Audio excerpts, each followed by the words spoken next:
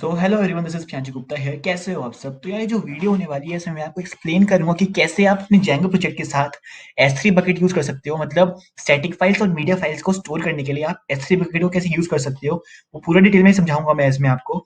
और साथ ही साथ इसमें मैं आपको एक्सप्लेन करूंगा स्टैटिक फाइल्स को कैसे कॉन्फ़िगर करते हैं और best practices and strategies to configure the settings file for taking care of static files and media files. तो इस वीडियो को शुरू करने से पहले मैं आपको बताना चाहता हूँ कि मैंने यहाँ पर एक पूरा डायग्राम बना के रखा है स्टैटिक फाइल्स को हैंडल करने का। इसमें मैंने सारे के सारे टाइप के केसेस और सारे टाइप के एज केसेस कवर करे हैं। ये डायग्राम मैंने खुद से बनाया है, आपको डायग्राम कहीं नहीं मिलेगा, क्योंकि मैंने ये बेसिकली अब जैसे मैं एक्सपीरियंस करता था ना, जैसे कि मैंने सारे एज केसेस एक्सप्लोर करे, तो हिट एंड ट्रायल मेथड से मैंने ये पूरा डायग्राम बनाया है पूरे पाथ के साथ साथ। तो अगर आपको इसकी पीडीएफ चाहिए हो तो मुझे नीचे कमेंट सेक्शन में लिख के बताना, मैं पक्का आपको पीडीएफ पूरी प्रोवाइड कर दूंगा। अब हम प्रोसीड करेंगे। अब हम क्या करेंगे, ये जो डायग्राम मैंने बना के रखा है इसका रेफरेंस लेकर पहले मैं आपको एक्सप्लेन करूंगा पूरे स्टैटिक फाइल्स की फंक्शनिंग, यानी कि स्टैटिक रूट क्यों होता है, स्टैटिक मीडिया फाइल्स डीआईआरस क्यों होता है, स्टैटिक फाइल्स डीआईआरस क्या होता है, और स्टैटिक रूट क्या होता है, स्टैटिक फाइल्स स्टैटिक यूआरएल क्या होता है।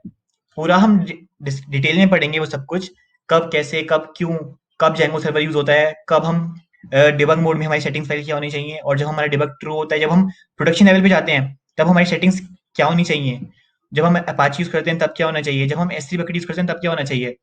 तो अगर किसी को ये सब कुछ नहीं जानना है और उसका इंटरेस्ट केवल S3 बकेट की सेटिंग्स कॉन्फ़िगर करने में इंटरेस्ट है और उसे अभी जल्दी हो रही है, तो मैं उसके लिए नीचे एक टाइम स्टैम्प प्रोवाइड कर दूंगा, जिसपे क्लिक करके आप डायरेक्टली S3 बकेट की कॉन्फ़िगरेशन पे चल जाएंगे। तो हालांकि मैं अभी प्रोसीड करता हूँ समझाने से सारी सेटिंग्स फाइल की कॉन्फ़िगरेशन। तो मैंने यहाँ पे अपना VS कोड खोल लिया है और यहाँ पे हमने वही डमी वेबसाइट खोल ली है अपनी लोकल। मैंने यहाँ पर अपनी लोकल मशीन पे खोला है पूरा का पूरा, क्योंकि मैं आपको पहले मैं आपको लोकल मशीन पे एक्सप्लेन करूंगा, फिर हम बाद में अपने सर्वर पे जाके AWS इंस्टेंस पे जाकर वहाँ पे देखेंगे। तो यहाँ पर जैसा कि आप देख सकते हैं, स्टैटिक फाइल्स और मीडिया फाइल्स को हैंडल करने के लिए कुछ सेटिंग्स होती हैं, जैसे कि static URL, media URL, static root, media root और स्टैटिक फाइल्स डीआईआरस। तो हम शुरू करते हैं स्टैटिक फाइल्स डीआईआर से। तो जो स्टैटिक फाइल्स डीआईआर है, सेटिंग्स ना इससे रिलेटेड है, जो कि हमने यहाँ पर इंस्टॉल्ड एप्स में लिखा हुआ है django.contrib.static files। ये वाला जो ऐप है ये बेसिकली Django प्रोवाइड करता है बाय इट्स डिफॉल्ट। हम इसको कमेंट आउट भी कर सकते हैं, पर ये जो ऐप है इसके ऊपर ही सेटिंग्स होती हैं स्टैटिक फाइल्स डीआईआरस। तो बेसिकली जो हमारा ये इंस्टॉल्ड ऐप है स्टैटिक फाइल्स का, ये बेसिकली जब हम रन करते हैं ना अपने सर्वर को, मतलब, और यहाँ पे मैं बात कर रहा हूँ केवल Django सर्वर की, ठीक है। अभी मैं यहाँ पर Apache Nginx जब हम उसे प्रोडक्शन लेवल पे लेके जाते हैं, जब हम होस्ट करते हैं, अभी मैं उसकी बात नहीं कर रहा हूँ, अभी मैं केवल डेवलपमेंट मोड की बात कर रहा हूँ, यानी कि लोकल मशीन की बात कर रहा हूँ। तो उसमें क्या होता है, जब आप python manage.py रन सर्वर करते हो और उसमें आप अपनी Django टेम्पलेट में कोई स्टैटिक फाइल को कॉल करते हो, तो वो स्टैटिक फाइल को सर्च होती है कि वो इस फोल्डर में, इस फोल्डर में, तो वो Django करता है। तो Django को कैसे पता चलेगा कि उसे किस फोल्डर में देखना है, तो आपको बताना पड़ेगा ना वो कहाँ पर दिखेगा। तो स्टैटिक फाइल्स का जो ऐप है वो बाय डिफॉल्ट जो हमारा स्टैटिक फ़ोल्डर होता है ऐप के अंदर, ये जैसे ऐप बनाया हुआ है मैंने, dummy app, dummy website project है और डमी ऐप एक ऐप है। अब उसके अंदर मैंने स्टैटिक नाम से फ़ोल्डर बनाया हुआ है, स्टैटिक के अंदर डमी ऐप बनाया हुआ है। और डमी ऐप क्यों किया है मैं आपको बाद में बताऊँगा अभी। इसके अंदर जैसे कि आप देख सकते हैं CSS फाइल्स हैं, इमेजेस हैं, GS फाइल्स हैं। तो यहाँ पर ये जो स्टैटिक फाइल्स है हमारा ऐप, वो ऑटोमेटिकली इस फ़ोल्डर में तो सर्च करता ही करता है।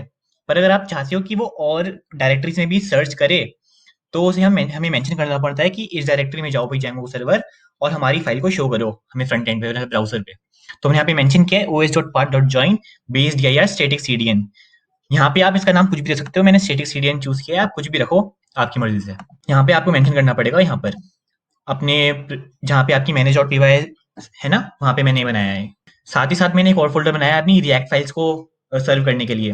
अब रिएक्ट की स्टैटिक फाइल्स भी हमें कहीं डालनी पड़ेंगी, तो मैंने यहाँ पे बिल्ड फ़ोल्डर बनाया है, जो कि मैंने npm run build से नाम से बनाया था। खैर अभी रिएक्ट को छोड़ दीजिए, आप वो इसमें कोई अभी बात नहीं है। अब इसके बाद हम आते हैं स्टैटिक रूट के अंदर।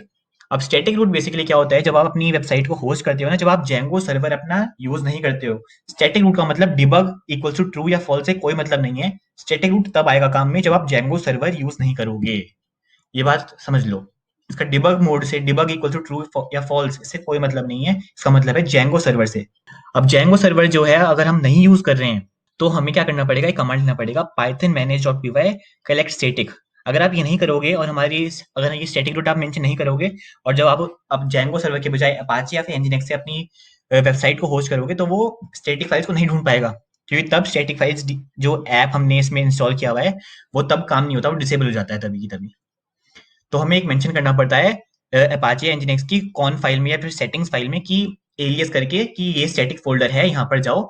वो मैं आपको खैर बाद में दिखाऊंगा जब मैं इंस्टेंस पे, मैंने ऑलरेडी वैसे एक्सप्लेन किया हुआ है लास्ट वीडियोस में। हालांकि मैं इस वीडियो में भी आपको करके दिखाऊंगा जब हम AWS पर जाएंगे। अभी हम यहाँ लोकल मशीन पर हैं, तो यहाँ पे हम क्या करेंगे, स्टैटिक रूट हमें मेंशन करना पड़ेगा यहाँ पर कि python manage.py collect static। जब आप अपाचे एनजीएक्स पे जाओगे तब आपको लिखना पड़ेगा ये कमांड। फिर सारी की सारी स्टैटिक फाइल जो कि आपने स्टैटिक फाइल्स DIRs में मेंशन करी हुई हैं और जो स्टैटिक फोल्डर है हमारा ऐप के अंदर, वो सारी की सारी फाइल्स इस स्टैटिक रूट के अंदर आ जाएंगी। और यहाँ पे स्टैटिक रूट मैंने स्टैटिक नाम से फोल्डर बनाया हुआ है एक और। खैर इसका भी नाम आप चेंज कर सकते हो, कुछ भी रख सकते हो अपने हिसाब से। और जो ये स्टैटिक फोल्डर है, इसके अंदर जब सारी स्टैटिक फाइल चली जाएंगी तो ताकि वहां पे जंबल ना हो जाए, आपको समझना है कि कहाँ पे कौन सी स्टैटिक फाइल जा रही है। इसलिए एक ना वो होता है, एक प्रैक्टिस होती है जो कि हम फॉलो करते हैं, इससे नीटनेस रहती है आपके फाइल्स वगैरह में। तो मैंने क्या करा है, यहाँ पे स्टैटिक फोल्डर के अंदर जो कि ऐप के अंदर मैंने डमी ऐप पहले बनाया है फोल्डर, इंटरनल फोल्डर, और इसके अंदर सारी फाइल्स जा रही हैं। ताकि क्या हो, जब सारी की सारी फाइल्स जब कलेक्ट स्टैटिक करने के बाद सारी की सारी इस स्टैटिक फोल्डर के अंदर जाएं, तो उसमें ऐप वाइज सारी स्टैटिक फाइल्स आ जाएं कि इस ऐप की स्टैटिक फाइल्स इसके अंदर है, उसको दूसरे वाले ऐप की इसके अंदर है, ताकि मिक्सअप ना हो जाए, जंबल ना हो जाए। अब जैसा कि मैंने यहाँ पर अपना डायग्राम खोल लिया है, अब यहाँ पे आप देख सकते हैं कि सबसे पहले मैं बात करिए डायनेमिक यूआरएल के बारे में। ठीक है, अभी डायनेमिक यूआरएल क्या होता है? अब या तो आप हार्ड कोड्स कर सकते हो अपने यूआरएल को, जैसे कि आपने स्टैटिक फाइल इंक्लूड करी, सीएसएस फाइल इंक्लूड करी या फिर इमेज करी, उसमें आपको पूरा बताना पड़ेगा कि आपका ये पाथ है, ये फोल्डर में जाओ, फिर इस फोल्डर में जाओ, फिर यहाँ पर यहाँ पर यहाँ पर। तो आपको बस स्टैटिक यूआरएल करना पड़ेगा हार्ड कोड, पर ये अच्छी प्रैक्टिस नहीं होती, क्योंकि सपोज करो कि आपका बाई चांस आपने चेंज कर दिया फोल्डर, तो आपको वो फिर हर यूआरएल में चेंज करना पड़ेगा, है ना। आपको हर एक इमेज की यूआरएल में चेंज करना पड़ेगा, फिर हर सीएसएस फाइल में चेंज करना पड़ेगा। तो वो थोड़ा लॉन्ग प्रोसीजर हो जाता है। इसकी वजह से हम डायनेमिक यूआरएल को यूज करते हैं, जैसे कि यहाँ पर आप देख सकते हैं। तो जो स्टैटिक है, मैं आपको दिखाता हूँ, पूरे टेम्पलेट के अंदर दिखाता हूँ। तो मैंने यहाँ पर एक टेम्पलेट बनाई हुई है static HTML, static checking dot HTML नाम से, जिसमें मैंने कुछ नहीं किया है, बस एक विकिपीडिया से एक पैराग्राफ सा कॉपी पेस्ट कर लिया है। और यहाँ पे मैंने एक सीएसएस फाइल इंक्लूड करी है, डमी ऐप सीएसएस स्टाइल, इस फोल्डर के अंदर स्टाइल डॉट सीएसएस है। यहाँ पर देख सकते हैं, यहाँ पर मैंने कुछ नहीं, यहाँ पे कुछ पैडिंग, मैंने कुछ मार्जिन प्रोवाइड करी है और साथ में इमेज को फ्लोट कर दिया है। अब यहाँ पर आप देख सकते हैं कि मैंने जो इंक्लूड करा है, तो फिर HREF मैंने डायनेमिक यूआरएल का यूज किया है। यानी कि स्टैटिक एक टैग है जो कि जेंगो टेम्पलेट प्रोवाइड करता है आपको। इससे क्या होता है, जैसे ही आपने यहाँ पे स्टैटिक लिखा और आपने जब ब्राउजर में रन किया, तो जब जेंगो सर्वर आपकी टेम्पलेट को सर्व करता है, तो वो स्टैटिक नाम से एक सबसे पहले जब जैसे ही यहाँ पे वो टैग दिखेगा ना, तो वो कॉल करेगा सेटिंग्स डॉट पी वाई को, और वहाँ पे देखेगा स्टैटिक यूआरएल क्या है आखिर। तो आपका सबसे पहले वो स्टैटिक यूआरएल को देखेगा, और ये आपने यहाँ पे मेंशन करा हुआ है। हालांकि आप इसको भी चेंज कर सकते हो, यहाँ पे कुछ भी लिख सकते हो, यहाँ पर मी स्लैश स्टैटिक लिख सकते हो, कुछ भी लिख सकते हो। यहाँ पे प्रियांशु स्लैश स्टैटिक, या फिर आप इसको भी चेंज कर सकते हो, स्टैटिक मी प्रियांशु, कुछ भी लिख सकते हो आप यहाँ पर। तो वो इसको कॉल करेगा, उसके बाद क्या करेगा, स्टैटिक वाला आपका मेंशन हो गया यहाँ पर। खैर अब हम पूरा पाथ से चलते हैं, एक एक चीज को देखते हैं कैसे होता है। अब जैसे ही आपने ये कॉल किया ना, फिर वो चेक करेगा सेटिंग्स डॉट पी फाइल के अंदर कि स्टैटिक यूआरएल क्या है। अगर स्टैटिक यूआरएल हमारा स्टैटिक है, कोई सा भी है, ठीक है, उसके बाद वो चेक करेगा कि हमने जेंगो सर्वर यूज किया है ना। ठीक है, जेंगो सर्वर यूज किया ही नहीं किया। तो जेंगो सर्वर अगर यूज किया है हमने, तो फिर हमने इसका जेंगो सर्वर का यूज किया है, मतलब हमने अपाचे एनजीएक्स नहीं यूज किया है। तो हमने ये अगर ये यूज किया है, तो सबसे पहले वो चेक करेगा कि हमने स्टैटिक फाइल जो ऐप होता है वो हमने इंक्लूड किया हुआ है या नहीं किया हुआ है। जैसे कि आप देख सकते हैं यहाँ पे सेटिंग्स डॉट पी वाई के अंदर इंस्टॉल्ड ऐप्स के अंदर हमने यहाँ पे इंक्लूड किया हुआ है वाला ऐप स्टैटिक फाइल्स। अब ये अगर इंक्लूड करा हुआ है हमने, तो फिर वो स्टैटिक रूट यानी कि यूआरएल डॉट पी वाई में नहीं चेक करता है। हालांकि ये क्या चीज होती है मैं दिखाता हूँ आपको अभी यहाँ पर। अगर हम यहाँ पे अपने प्रोजेक्ट के url.py में आएंगे, तो मैंने यहाँ पे इंक्लूड किए हुए हैं कुछ सेटिंग्स, जैसे कि सेटिंग्स डॉट डिबग। हालांकि इसका डिबग मोड से कोई लेना देना नहीं है। स्टैटिक फाइल्स का रिलेशन केवल दो चीजों से होता है। एक तो होता है कि आपने जेंगो सर्वर यूज किया है नहीं, और सेकंड होता है या तो आपने और सर्विसेज यूज करी है या नहीं, जैसे कि S3 बकेट हो गया, या फिर डिजिटल ओशन प्रोवाइड करता है आपको स्पेसेस, या फिर गूगल क्लाउड प्लेटफॉर्म, या फिर एसडीओ प्रोवाइड करती हैं ऐसी सर्विसेज जो कि आपको स्टैटिक फाइल स्टोरेज प्रोवाइड करती हैं। अगर आपने वो यूज किया है या फिर जेंगो सर्वर यूज किया है नहीं किया, और किसी से कोई मतलब नहीं है। खैर डिबग मोड हम यहाँ पे इसलिए यूज करते हैं कि डिबग से चेक इसलिए करते हैं कि अगर डिबग हमारा ट्रू या फॉल्स है, हम क्योंकि चाहते हैं कि हमारी स्टैटिक फाइल जो है डिबग मोड में यानी कि डेवलपमेंट मोड में अलग तरह से हैंडल हो, और प्रोडक्शन लेवल पे अलग तरह से हैंडल हो। अब आप डेवलपमेंट मोड में करें तो आप तभी तो S3 बकेट यूज नहीं करोगे ना, तभी तो आप अपना चाहोगे ना कि आपके लोकल मशीन पे फाइल्स को स्टोर करो आप, है ना। इसलिए हम सेटिंग्स डॉट डिबल्ट को यूज़ करते हैं, हालाँकि इसको यूज़ नहीं करोगे तो भी चलेगा। अब हम चलेंगे आगे। हमने यहाँ पर यूआरएल पैटर्न्स को यहाँ पे डाला हुआ है स्टैटिक नाम से, और हमने स्टैटिक यूआरएल को एलोकेट किया हुआ है सेटिंग्स और स्टैटिक रूट, यानी कि स्टैटिक रूट जो था हमारा स्टैटिक रूट फ़ोल्डर, ये स्टैटिक फ़ोल्डर हमने इसके साथ एलोकेट किया हुआ है कि जैसे ही वो स्टैटिक यूआरएल कॉल होएगा तो हमारा ये स्टैटिक रूट कॉल होएगा। पर क्योंकि हमने यहाँ पर स्टैटिक फाइल्स ऐप को मतलब स्टैटिक फाइल्स DIRs को यूज़ किया है और स्टैटिक हमने फाइल्स को यहाँ पर हमने इंस्टॉल्ड ऐप्स में डाला हुआ है, तो फिर क्या होगा कि हमारा जो यूआरएल पैटर्न है वो उसमें नहीं जाएगा, उसमें चेक ही नहीं करेगा, उससे कोई मतलब ही नहीं है। और ये मैं केवल स्टैटिक फाइल्स की बात कर रहा हूँ यहाँ पर। अभी अभी मैं मीडिया फाइल्स पे आया ही नहीं हूँ, ठीक है। तो वो सबसे पहले यहाँ पे चेक नहीं करेगा, उसके बाद वो देखेगा कि हमने स्टैटिक फाइल्स के अंदर कौन कौन सी फाइल्स, एक तो वो सबसे पहले चेक करेगा ही करेगा कि स्टैटिक फोल्डर जो हमारा ऐप के अंदर है उसमें तो जाके चेक करेगा ही करेगा। अगर वहाँ पे फाइल मिल गई उसे तो वो सर्व कर देगा। अगर उसे वहाँ नहीं मिली, क्यों अगर उसे वहाँ पे नहीं मिली तो फिर वो क्या करेगा, स्टैटिक फाइल्स DIRs के में जो हमने अलग डायरेक्टरीज प्रोवाइड करी हुई हैं, जैसे स्टैटिक CDN हमें यहाँ पे डाली हुई है, फिर बिल्ड स्टैटिक डाली हुई है, तो वो उस फोल्डर में जाएगा और चेक करेगा कि हम वहाँ पे तो नहीं है फाइल। वहाँ पे अगर सेटिस्फाई होगी तो वो वहाँ पे सर्व कर देगा। जैसे कि मैं आपको करके दिखाता हूँ। अभी मैंने यहाँ पर, जैसे कि आप देख सकते हैं, मैंने इंस्टॉल्ड ऐप्स में डाला हुआ है। अब मैं यहाँ पे करता हूँ पाइथन manage.py रन सर्वर। अब यहाँ पे हमारी जो वेबसाइट है लोकल होस्ट पे अभी सर्व होगी। अब मैं जाऊँगा ऐसे यहाँ पर और यहाँ पे मैं रिफ्रेश करूँगा, तो जैसे कि आप देख सकते हैं यहाँ पे हमारी स्टैटिक फाइल जो है हमारी अभी दिख रही है। यहाँ पे हमारी इमेज भी आ गई, यहाँ पे हमारा कलर बैकग्राउंड कलर भी आ गया और हमारी यहाँ मार्जिन भी आ गई। तो इसका मतलब स्टैटिक फाइल जो है हमारी रन हो रही है, मतलब सर्व कर रहा है जेंगो, ठीक है। पर अगर अगर हम यहाँ बात करें, अगर हम यहाँ पे स्टैटिक फाइल जो ऐप है हमारा, अगर हम इसे कर देते हैं एक्सक्लूड, ठीक है, इसे हम कर देते हैं एक्सक्लूड। यहाँ पे मैं ऐसे कमेंट कर देता हूँ, यहाँ पे मैं नहीं चाहता कि ये यूज हो। और हमने अगर यहाँ पे यूआरएल पैटर्न्स में जाकर इसको भी कर दिया कमेंट, अब हमने यहाँ पे स्टैटिक रूट प्रोवाइड नहीं किया, ठीक है। अब देखते हैं हमारा सर्व होता ही नहीं होता। अब मैं इसे रिफ्रेश करता हूँ। अब ब्राउजर क्या होता है कि वो ना सेव कर लेता है, अभी कैश मेमोरी में सब कुछ सेव कर लेता है, तो हमें वो डिलीट करनी पड़ेगी, कैश मेमोरी डिलीट करनी पड़ेगी। यहाँ में जाएंगे, कैश में जाएंगे, क्लियर कैश करेंगे। अब जैसा कि आप देख सकते हैं यहाँ पर मैंने अपनी कैश मेमोरी को रिफ्रेश कर दिया है, क्योंकि मैंने ये इनकॉग्निटो विंडो में ओपन किया था, तो मैंने जब इसे दोबारा खोला था इसलिए वो डिलीट नहीं हो रहा था। तो मैंने क्या है कि अपनी इनकॉग्निटो विंडो को बंद किया दोबारा से और दोबारा से उसे स्टार्ट किया। तो जैसा कि आप देख सकते हैं यहाँ पर अब हमारी स्टैटिक फाइल जो है सर्व नहीं हो रही है, सर्व नहीं होगी, क्योंकि ना तो हमने स्टैटिक रूट प्रोवाइड किया और ना ही हमने स्टैटिक फाइल्स ऐप को इंस्टॉल किया। तो इसका मतलब उसे पता ही नहीं चल रहा है, जेंगो सर्वर को पता ही नहीं चल रहा है कि उसे स्टैटिक फाइल्स आखिर देखनी कहाँ है, उसे पता ही नहीं चल रहा है। जैसे कि आप इस डायग्राम में देख सकते हो, मैंने यहाँ पर जैसे ही वो स्टैटिक फाइल्स का जो ऐप है वो रिमूव किया, मतलब हम नो स्टेट में गए, है ना, नो स्टेट में आए, तो वो चेक करेगा कि static URL allocated to static root और नॉट इन urls.py, मतलब हमने स्टैटिक यूआरएल को एलोकेट किया हुआ है स्टैटिक रूट के साथ या फिर नहीं, तो हमें वो करना पड़ेगा। यहाँ पर हम जाएंगे, अब हम urls.py में जाएंगे और यहाँ पर मैं इसे अनकमेंट कर दूंगा। अब क्या होगा, स्टैटिक फाइल जो है हमारी इस फोल्डर में सर्व होंगी स्टैटिक रूट में, पर क्योंकि हमारा भी स्टैटिक रूट खाली पड़ा है, इसके अंदर कुछ नहीं है, तो हमें यहाँ पे कमांड लिखना पड़ेगा जो कि होता है पाइथन manage.py कलेक्ट स्टैटिक। जैसे ही हम दबाएंगे तो ये पूछेगा। अभी आप देख सकते हैं यहाँ पर कलेक्ट स्टैटिक जो है हमारा, जो हम जैसे हमने कमांड रन किया तो हमारा ये एग्जीक्यूट नहीं हो रहा है, क्योंकि जो कलेक्ट स्टैटिक कमांड है ये एसोसिएटेड है, ये जो कलेक्ट स्टैटिक वाला कमांड है ये एसोसिएटेड है स्टैटिक फाइल्स ऐप से जो कि हमने इंस्टॉल किया था, तो हमें वो पहले इंस्टॉल तो करना पड़ेगा ही। तो यहाँ पर जाएंगे हम सबसे पहले, यहाँ पर हम इसे अनकमेंट करेंगे, सेव करेंगे और अब यहाँ पे रन करेंगे हमारा कमांड।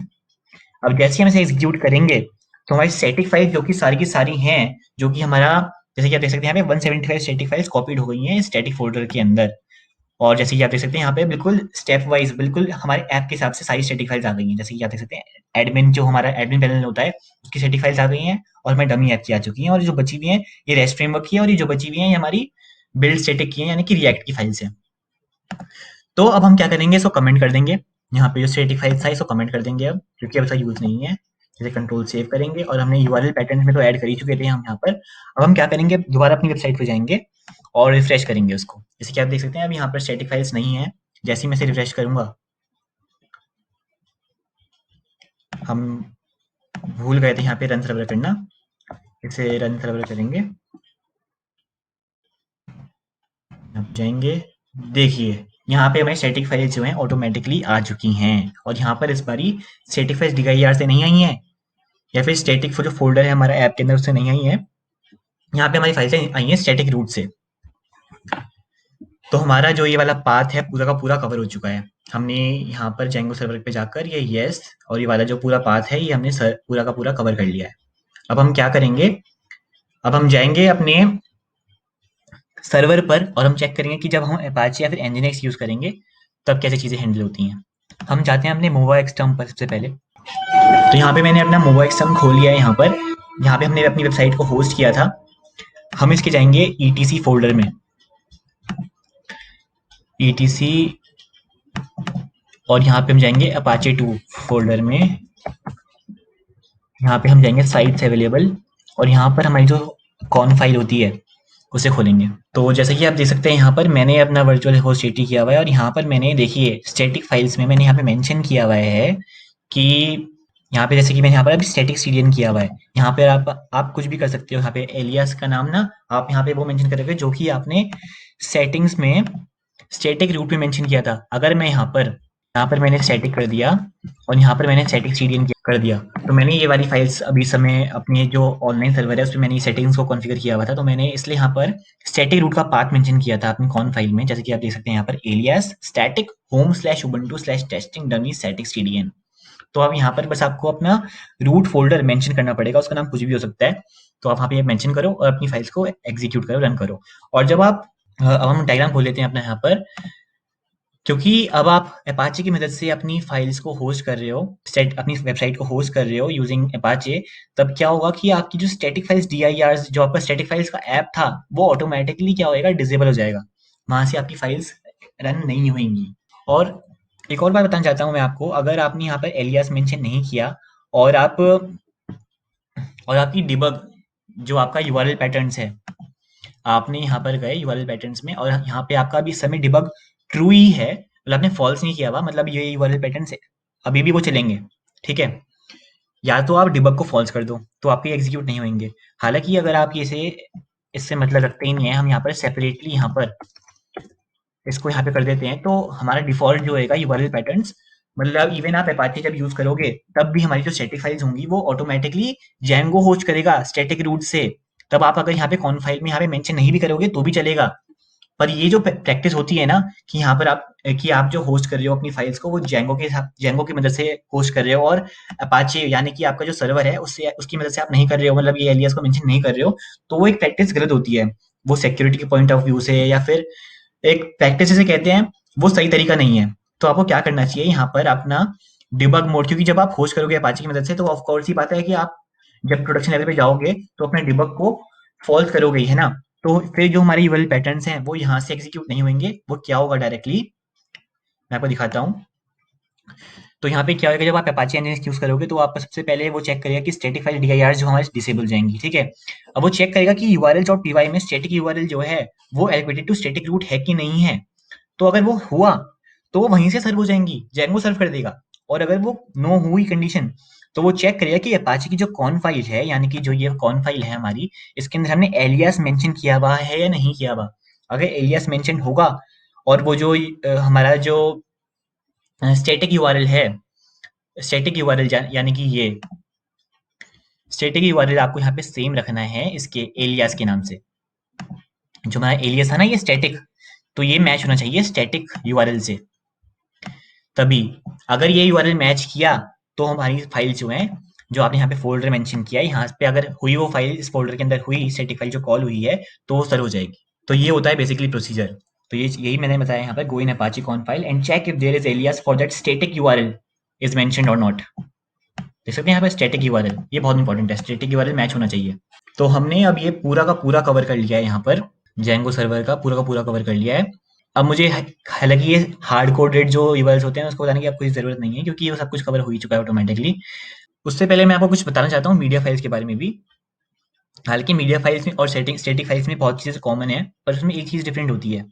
जैसे कि स्टैटिक फाइल्स में एक ऐप होता है हमारा, है ना, स्टैटिक फाइल्स ऐप होता है जो कि आप इंस्टॉल्ड ऐप्स में डालते हो। मीडिया फाइल्स के साथ कुछ नहीं होता, क्योंकि मीडिया फाइल्स का काम ही अलग है यार। स्टैटिक फाइल्स का काम अलग होता है, पर्पस के लिए यूज होता है, और मीडिया फाइल्स अलग पर्पस के लिए यूज होते हैं। तो स्टैटिक फाइल्स तो आप अपनी किसी डायरेक्टरी में सेव करते हो ऑटोमेटिकली स्टार्टिंग से ही। मीडिया फाइल्स हम तब यूज करते हैं जैसे कि कोई आपकी वेबसाइट पे गया और उसे कुछ वहाँ पे पोस्ट करना है, या फिर आप अगर जेंगो का एडमिन पैनल यूज कर रहे हो और उसमें आप उसके थ्रू इमेजेस को ऐड करते हो, तो वो कहाँ पर सेव होंगी, किस डायरेक्टरी में जाके सेव होंगी, तो वो होती है मीडिया फाइल्स की, जो आप एक्सप्लिसिटली डालो। इमेजेस फाइल्स हो गई या कुछ भी हो गया, वो आप एक्सप्लिसिटली डालते हो ना, या पीडीएफ फाइल हो गई जो कि आप डालते हो। जैसे आप किसी वेबसाइट पे गए तो आपको वहां पर अपनी आधार कार्ड या फिर अपनी डॉक्यूमेंट, अपना रेज्यूमे अपना डालना है, तो वो जो डालोगे तो वो कंसिडर की जाएगी एज अ मीडिया फाइल। ठीक है, तो उसके लिए और मीडिया फाइल जो होती हैं फिर केवल दो सेटिंग्स पे डिपेंडेंट होती हैं, या तो मीडिया यूआरएल और मीडिया रूट। यहाँ पे मीडिया सीडीएन नाम से, यहाँ पे जो एक और हमने फाइल्स पढ़ी थी ना, यहाँ पे स्टैटिक फाइल्स डीआईआरस नाम से, तो वैसा इसमें कुछ नहीं होता है। इसमें क्या होता है, जैसे ही हम अपनी फाइल को अपलोड करेंगे तो वो मीडिया रूट में जाके सेव हो जाएगा, और जो हमारा जब मीडिया यूआरएल मैच होएगा तो वो मीडिया रूट से हमारी फाइल जो होगी वो सर्व हो जाएगी। बाकी सब कुछ में कॉमन रहेगा, जैसे कि डायनेमिक यूआरएल है तो फिर वो settings dot PY media URL में जाएगा, फिर वो मैच करेगा। फिर वो अगर हमने जेंगो सर्वर, हम जेंगो सर्वर या फिर, और इसमें देखिए, इसमें जेंगो सर्वर यूज करें या फिर हम अपाचे एनजीएक्स यूज करें, उससे से कोई मतलब नहीं है, वो एक ही कंडीशन, एक ही मतलब वो हर तरह से एक ही तरह से ट्रीट करी जाएंगी।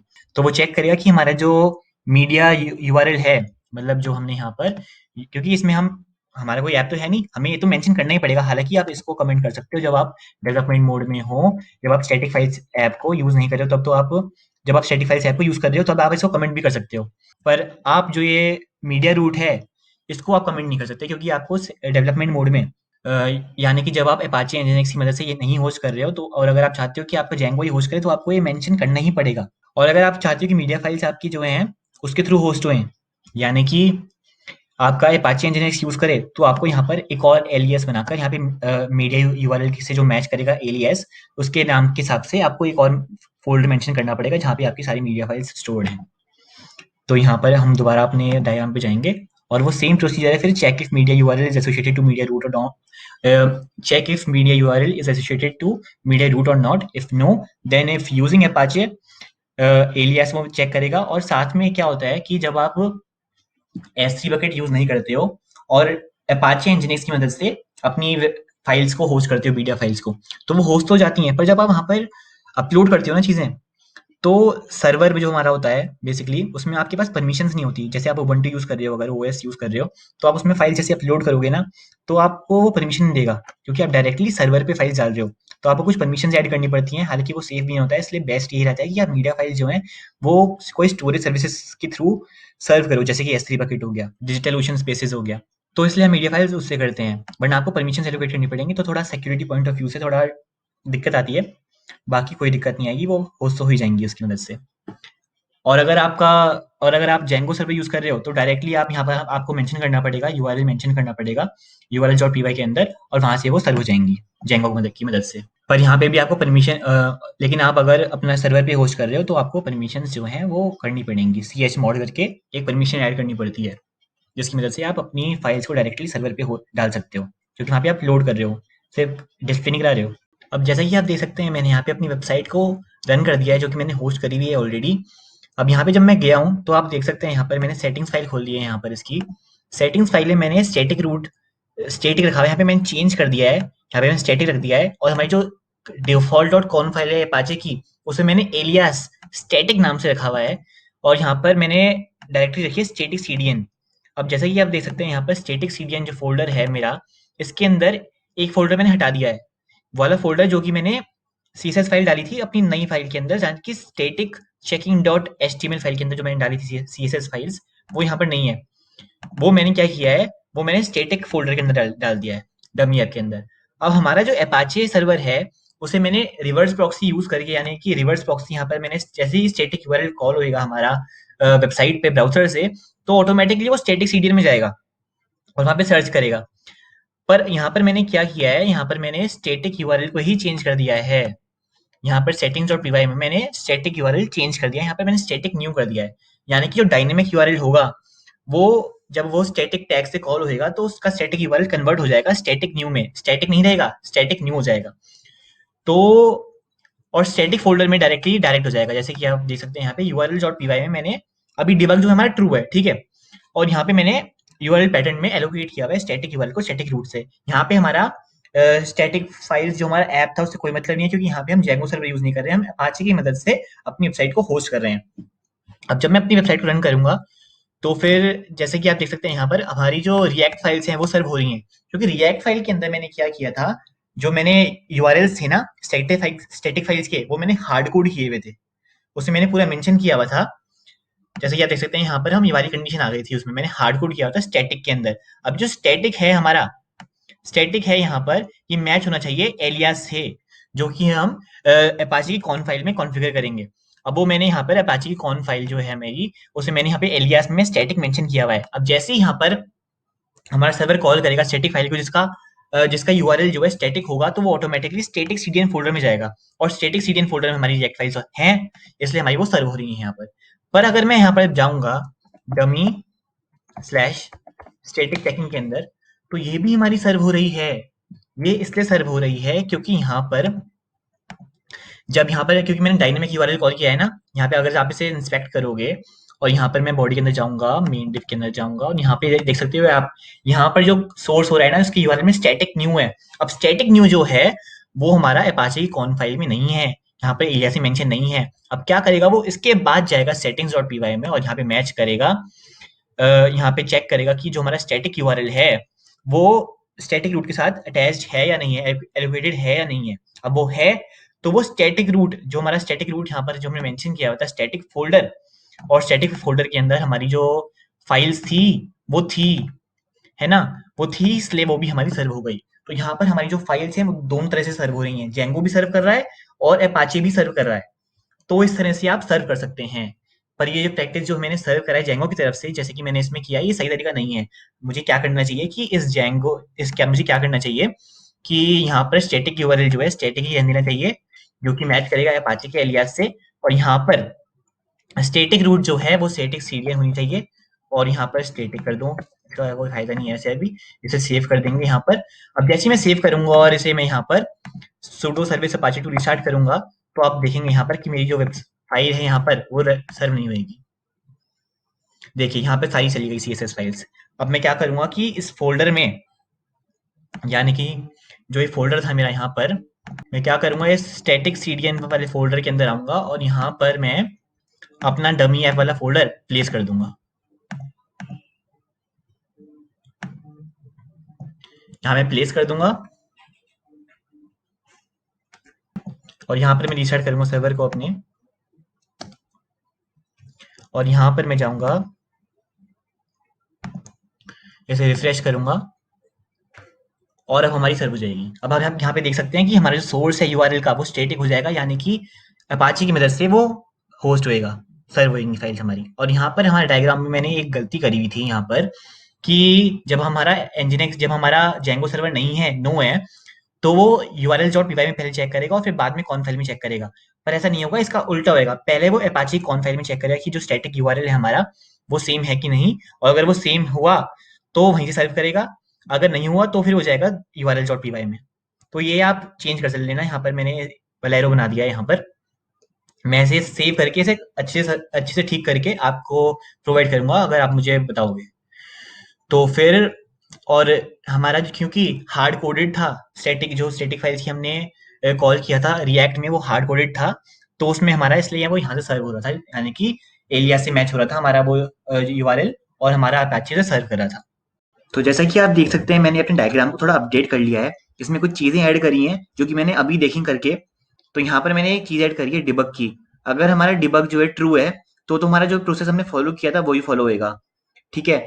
लेकिन जैसे ही हमारा यहाँ पर फॉल्स हुआ, यानी कि जब हम जेंगो सर्वर यूज कर रहे हैं और अगर हमारा डिबग जो है वो नो हो गया, तो उसका मतलब क्या होता है कि जेंगो जो है ना वो ऑटोमेटिकली डिसेबल कर देती है सारी चीजें, यानी कि स्टैटिक फाइल्स DIRs भी बंद कर देगा आपका, और स्टैटिक रूट जो हमने ऐड किया था url.py में वो भी डिसेबल कर देता है। तो उसको हम तब क्या करेंगे, अगर हम तब जेंगो सर्वर यूज कर रहे हैं फॉर स्टैटिक फाइल स्टोरेज, तब हमें क्या करना चाहिए। हालांकि वो प्रैक्टिस सही नहीं है, पर फिर भी मैं आपको करके दिखाता हूँ कि वो कैसे होता है। तो यहाँ पर आपको एक चीज ऐड करनी पड़ेगी, हम अपने प्रोजेक्ट में जाएंगे और यहाँ पर हम url.py में जाएंगे, और यहाँ पे आप जैसे कि देख सकते हैं यहाँ पर ये तो हमारा डिबग इक्वल टू ट्रू पे काम करेगा, पर जैसे ही आपका डिबग इक्वल टू फॉल्स हुआ, अगर आपने ये हटा भी दिया ना, ये चीज हटा भी दी तो भी आपका ये काम नहीं करेगा जो आपने स्टैटिक ऐड करे हैं यहाँ पर। तो आपको क्या करना पड़ेगा, यहाँ पर आपको यूआरएल पैटर्न्स के अंदर एक पाथ ऐड करना पड़ेगा जो कि होता है आरई पाथ, यहाँ पे स्टैटिक, और आपने यहाँ पे रेगुलर एक्सप्रेशन को यूज करना है, और आपको सर्व यूज करना है आपका कमांड, और वो यूज करके आप अपनी सर्व कर सकते हो।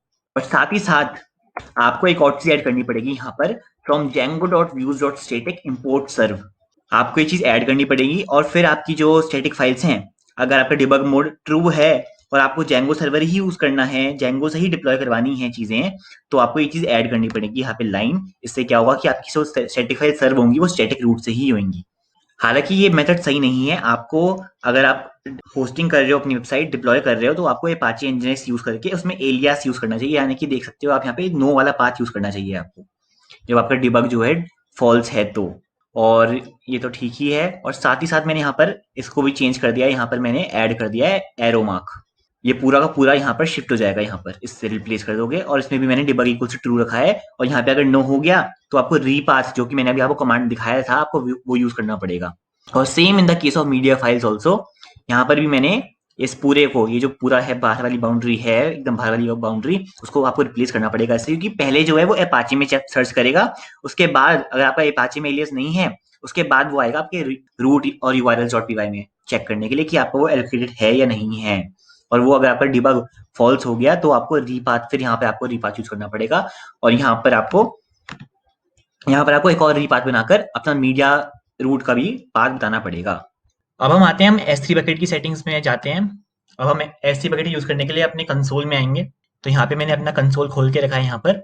अब मैं क्या करूंगा, इसका IAM यूजर को ओपन करूंगा। तो यहाँ पे मैं अपने IAM मैनेजमेंट कंसोल में आ चुका हूँ। यहाँ पर मैं ऐड यूजर करूंगा, और ऐड यूजर में मैं करूंगा, सपोज करो टेस्टिंग यूजर। अब मैं क्या करूंगा, यहाँ पे प्रोग्रामेटिक एक्सेस पे क्लिक करूंगा, और आप यहाँ पे भी क्लिक कर सकते हो। मैं क्या करूंगा, नेक्स्ट करूंगा, नेक्स्ट परमिशन पे क्लिक करूंगा, और यहाँ पर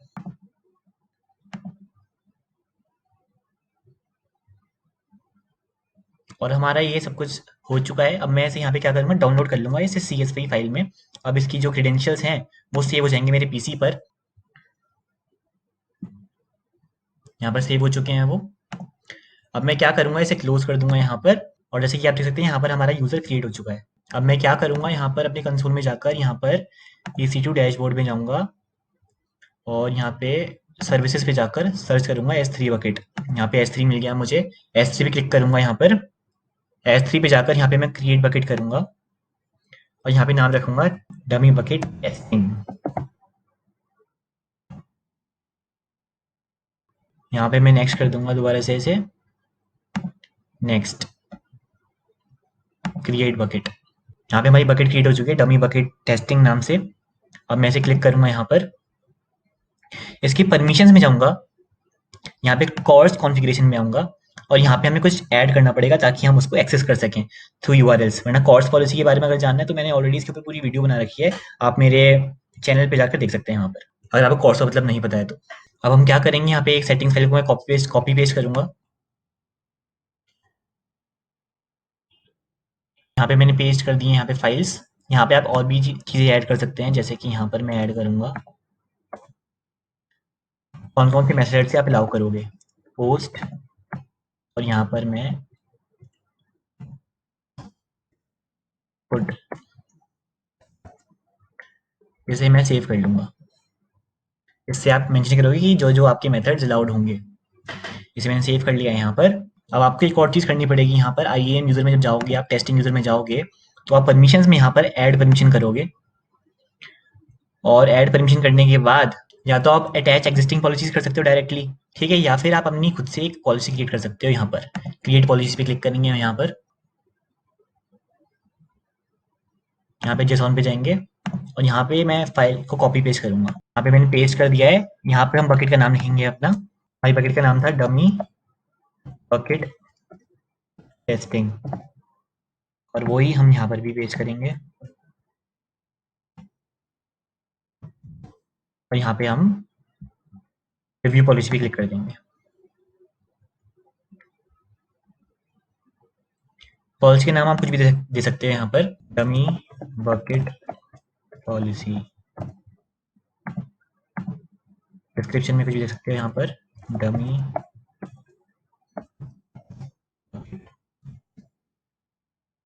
और से हम क्रिएट पॉलिसी कर देंगे यहाँ पर।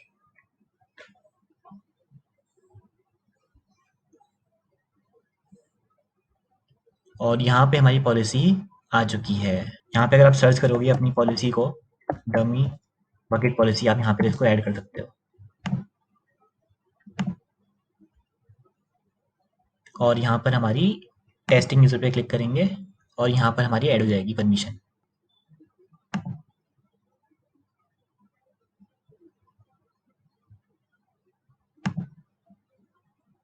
यहाँ पे हम सर्च करेंगे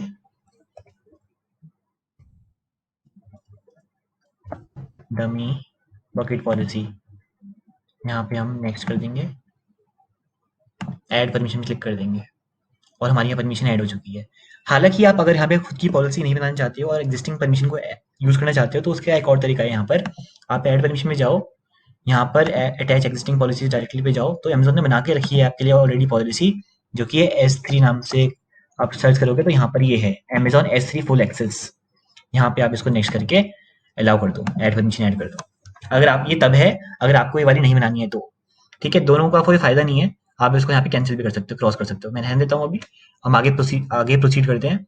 तो हमने यहाँ पे कोर्स की परमिशन भी ऐड कर ली और हमने ये वाली परमिशन भी ऐड कर दी। अब हमें कुछ चीज़ें इंस्टॉल करनी पड़ेंगी और वो चीज़ें हम यहाँ पर इंस्टॉल करेंगे। यहाँ पे मैंने अपना जो वर्चुअल एनवायरनमेंट है वो मैंने ऑन करके रखा है। यहाँ पर हम करेंगे पिप इंस्टॉल बोटो बोटो 3 और जेंगो स्टोरेजेस। ये करना बहुत इंपॉर्टेंट है। हम इंस्टॉल करेंगे, तीनों चीज़ें हमारी इंस्टॉल हो जाएंगी और सक्सेसफुली इंस्टॉल हो चुका है हमारा।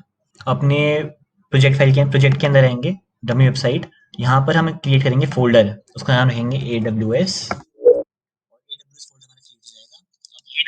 यहाँ पे हम फाइल क्रिएट करेंगे, दो फाइल्स क्रिएट करेंगे। यहाँ पर एक करेंगे conf.py और करेंगे utils.py। दो फाइल्स हो गई रेडी हमारी।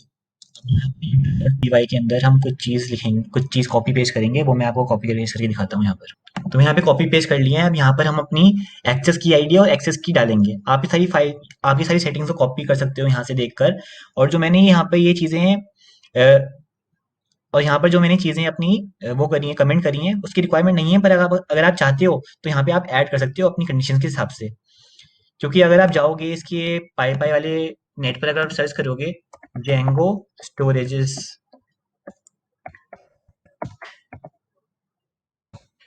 तो यहाँ पर आपको पूरी डॉक्यूमेंटेशन मिल जाएगी इसकी। आप यहाँ पर जाकर सारी इसकी सेटिंग्स के बारे में आप जान सकते हो। तो यहाँ पे इसके सारे कमांड्स लिखे होंगे, आप यहाँ पे जाके देख सकते हो अपने हिसाब से।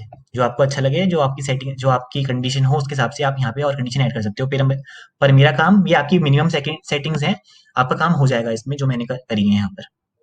अब ये सब ऐड करने के बाद यहाँ पर मैं एक्सेस की आईडी और एक्सेस सीक्रेट की ऐड करूंगा। यहाँ पर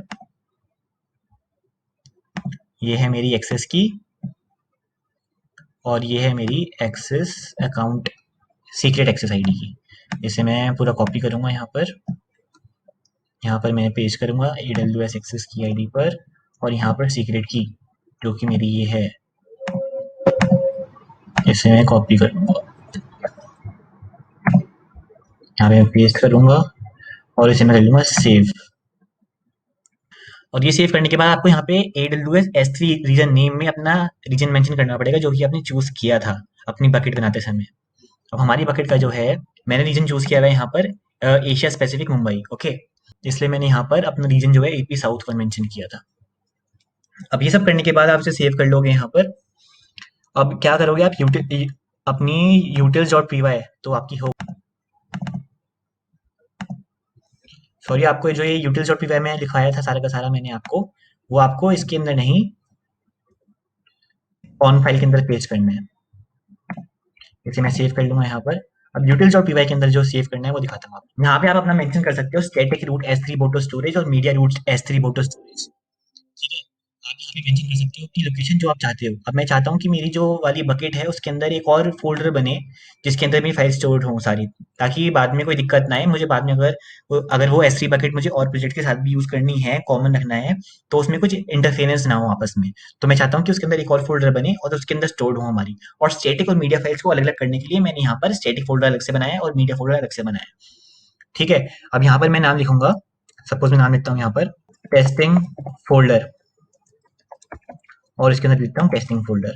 अब टेस्टिंग फ़ोल्डर के अंदर मेरे 2 फ़ोल्डर बनेंगे, स्टैटिक और मीडिया फाइल्स के नाम से, और उसके अंदर मेरी फाइल स्टोर रहेंगी। ठीक है? फ़ोल्डर, और इसे मैं सेव कर लूँगा यहाँ पर। सेव कर लिया मैंने यहाँ पर। अब हमें कुछ चेंजेस करने पड़ेंगे settings.py के अंदर। अब वो देखते हैं चेंजेस क्या करने पड़ेंगे। अब ये जो हमने सेटिंग्स फाइल्स क्रिएट करी हुई थी ना, ये मैं चाहता हूँ कि ये वाली जो फाइल्स हैं मेरी तब यूज़ हों जब मैं उसे डेवलपमेंट मोड में, यानी कि जब मेरा डिबग जो है फॉल्स है तब यूज़ होए, और जब मैं प्रोडक्शन लेवल पे आऊँ तो मेरी S3 बकेट यूज़ होए। हालाँकि इसका कोई इंटरफेरेंस नहीं है आपस में, डिबग मोड से कोई लेना-देना नहीं है। पर क्या होता है ना, जब आप अगर आप ये जो S3 बकेट है डिबग रूम में यूज़ करोगे, तो आपने यहाँ पर urls.py के अंदर यहाँ पे आपने कुछ सेटिंग्स करी हुई हैं, स्टैटिक यूआरएल, मीडिया यूआरएल में। तो वो ना जब आप इसे स्टार्ट करोगे सर्विस को अपनी, जब आप स्टार्ट करोगे अपनी वेबसाइट को, तो कुछ एरर देगा कि स्टैटिक यूआरएल तो है ही नहीं, क्योंकि मीडिया यूआरएल तो है ही, क्योंकि वो जो स्टैटिक यूआरएल और मीडिया यूआरएल जो है, वो हम यहाँ से हटा देंगे। क्योंकि वो जो है ना, स्टैटिक यूआरएल और मीडिया यूआरएल, वो स्पेसिफाई करता है वो स्पेसिफाई करता है। और साथ ही साथ आपको यहाँ पर एक और ऐप इंस्टॉल करना पड़ेगा, स्टोरेजेस। तो स्टैटिक यूआरएल और मीडिया यूआरएल जो सारी स्टैटिक फाइल्स की हैंडलिंग है, वो सारा अब आपका ये वाला ऐप दिखेगा। और आपको इवन अब आप अपाचे की कॉन फाइल में कुछ भी चेंजेस करने की जरूरत नहीं है, क्योंकि वहां से अब कोई मतलब ही नहीं है हमारा। अब हम स्टैटिक फाइल्स के लिए हमने सेपरेटली एक S3 बकेट चूज कर ली है, अब सब कुछ वो दिखेगा। तो आपको यहाँ पे स्टैटिक यूआरएल और कुछ नहीं करना है मेंशन यहाँ पर। तो मैं क्या करूंगा, तो जैसा कि आप देख सकते हैं यहाँ पर मैंने चेंजेस करे हैं। यहाँ पर मैं चाहता हूँ कि S3 बकेट जब हम डिबग मोड में हैं तो हमारी तब यूज होए, यानी कि इफ नॉट डिबग, तब हमारा जो ये source.aws.conf है इंपोर्ट करे स्टार से। ठीक है? ताकि हमारी जो AWS की कॉन फाइल है सारी इंपोर्ट हो जाए हमारी ऑटोमेटिकली। हम इसे कंट्रोल सेव करेंगे। अब हमने यहाँ पर सब कुछ सेट कर दिया है, यहाँ पर एकदम अच्छी तरीके से हमने बिल्कुल सेट कर दिया है। अब हम डिबग मोड में हैं यहाँ। अब हम अगर यहाँ पर डिबग कर दें, अब हमें डिबग जो है यहाँ पे फॉल्स करना पड़ेगा। अब यहाँ पे इसे सेव करेंगे, पाइथन manage.py collect static।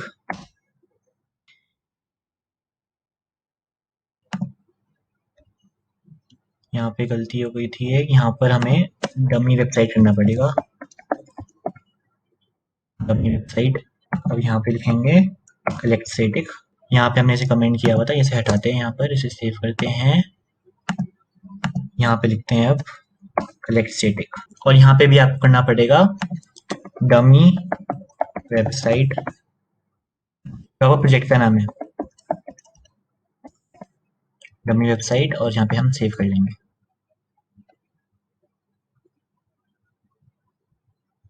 यहाँ पे हम अपना स्टोरेज बकेट नेम डालेंगे, जो कि है हमारा टेस्टिंग, जो कि हमारा डमी बकेट टेस्टिंग, और इसे हम सेव कर लेंगे यहाँ पर।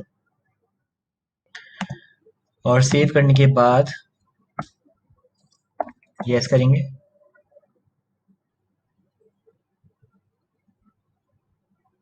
और यहाँ पे हमारा कॉपी हो चुका है सब कुछ।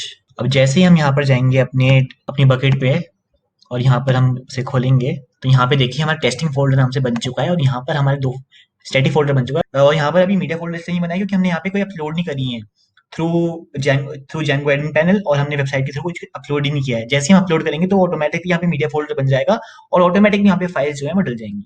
अब यहाँ पे स्टैटिक फोल्डर के अंदर हमारी सारी फाइल्स आ जाएंगी, सारे फोल्डर आ जाएंगे जो हमने बनाए थे। तो इस तरह से आप S3 बकेट यूज कर सकते हो अपने हिसाब से, अपने आर्किटेक्चर के हिसाब से, फुल्ली कस्टमाइजेबल वे में। और यार आपको जो कॉन फाइल थी हमारी, उसमें एक और चीज ऐड करनी पड़ेगी, यानी कि AWS S3 एड्रेसिंग स्टाइल। अगर आप अपनी वेबसाइट को रन करो और आपको कोई एरर मिल रहा है सिग्नेचर का या फिर एड्रेसिंग का, तो फिर आप ये चीज आपको ऐड करनी पड़ेगी यहाँ पर, वर्चुअल। अब ये जो है अलग अलग रीजन के हिसाब से चेंज हो सकता है।